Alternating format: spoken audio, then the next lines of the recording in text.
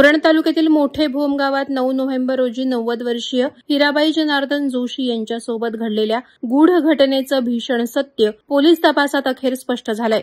सुरुवातीला ही नैसर्गिक घटना मानली जात असतानाच उरण पोलीस तपासानं धक्कादायक खुलासा केलाय। हिराबाईंचा अंत हा बेदम मारहाणीमुळे झाल्याचं पीएम अहवालात उघड झालंय। घटनास्थळी लाकडी पट्ट्या सापडल्या असून त्यांच्या शरीरावर गंभीर जखमा आढळल्या होत्या। मिळालेल्या माहितीनुसार हिराबाई जोशी या घरी एकट्या राहत होत्या।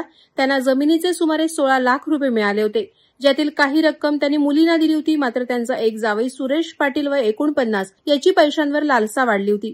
त्यानं सासूबाईंकडे आणखी पैशांची मागणी केली होती। पैसे न मिळाल्याचा राग मनात धरून त्यानं त्यांच्या राहत्या घरातच लाकडी दांड्यानं प्रहार केले आणि त्यांना सोडलं। पोलिसांनी आरोपी जावयाला अल्पावधीतच ताब्यात घेतलं असून चौकशीत त्यानं गुन्ह्याची कबुलीही दिली आहे। न्यायालयानं आरोपी सुरेश पाटील याला 4 दिवसांची पोलीस कोठडी सुनावली आहे। वादळवारा लाईव्हसाठी न्यूज ब्युरो उरण।